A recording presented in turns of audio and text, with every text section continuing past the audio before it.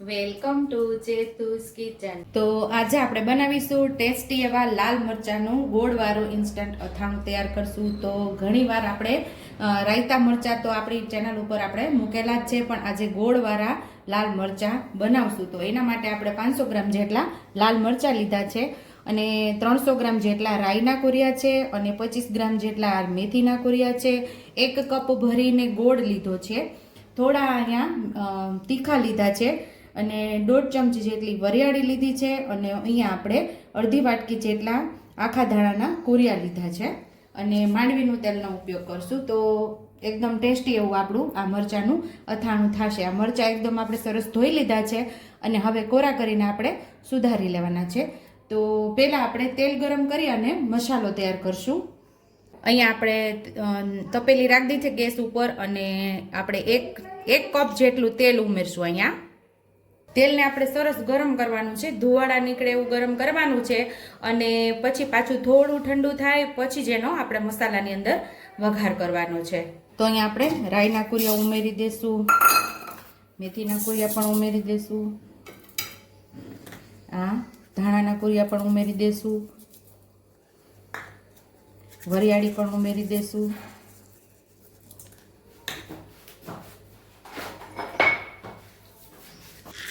તીખાને આપણે દરદરા ખાંડી લેશું। આખા પણ તમે ઉમેરી શકો છો, પણ તીખાને આપણે થોડા દરદરા કરી લેશું।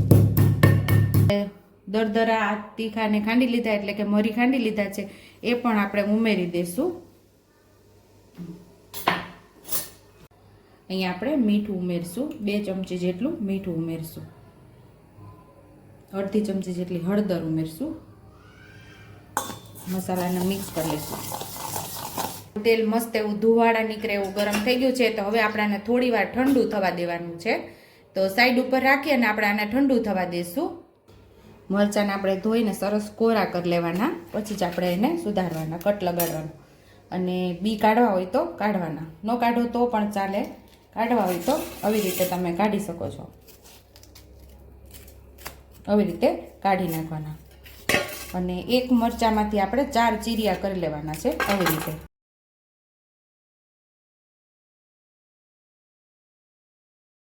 એક મરચાંમાંથી 4 ચીરિયા કરીને સેમ આ જ રીતે આપણે બધા મરચાંને સુધારી લેવાના છે, આવી જ રીતે।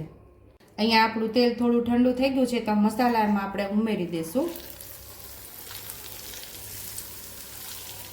હવે આને આપણે ઢાંકી દઈશું।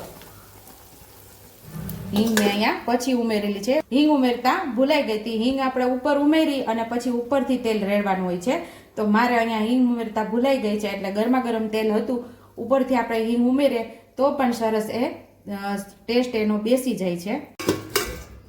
તો અહીંયા આપણો મસાલો એકદમ મસ્ત એવો ઠંડો થઈ ગયો છે, તો 1 ચમચી જેટલું લાલ મરચું પાવડર ઉમેરશું। આની અંદર આપણે તીખું મરચું અને કાશ્મીરી મરચું મિક્સ કરીને આપણે આ દળાવેલું છે, સરસ આપણે મિક્સ કરી લઈશું।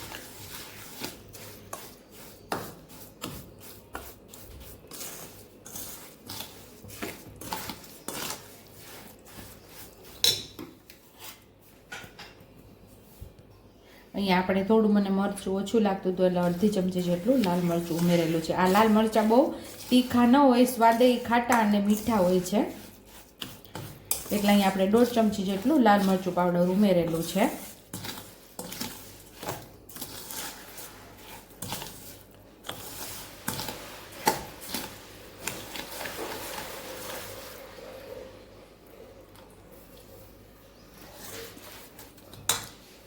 અહીંયા આપણે 1 કપ જે ગોળ લીધેલો એ પણ અહીંયા ઉમેરી દઈશું આપણે।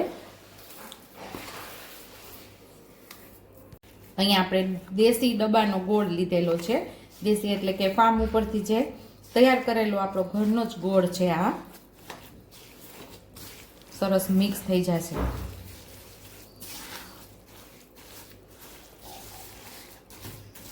ગોળ સાથે મસાલો મિક્સ કરી લીધો છે અને આપણે મરચાં પણ સરસ સુધારી લીધા છે, એની અંદર આપણે મસાલો ઉમેરી દઈશું।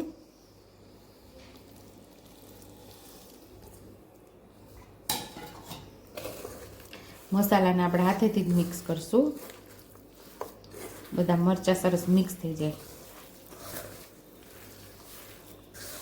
તો ટેસ્ટી એવા લાલ મરચાં આપણા તૈયાર. કાચની બરણીની અંદર તમે ભરી દેવાના અને એવું લાગે કે ઉપર તેલ નથી આવતું તો થોડું તેલ ધુવા નીકળે એવું ગરમ કરી અને થોડુંક તેલ ઠંડુ થઈ જાય એટલે થોડુંક માથેથી ઉમેરી શકો છો.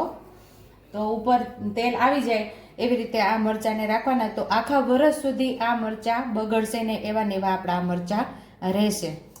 જો તમને મારી રેસીપી પસંદ આવી હોય તો મારી રેસીપીને લાઈક કરજો, શેર કરજો, સબસ્ક્રાઈબ કરજો, બેલ આઇકોનને દબાવતા ભૂલતા નહીં અને કમેન્ટ બોક્સમાં કમેન્ટ કરજો કે મારી રેસીપી કેવી લાગી. તો આવજો.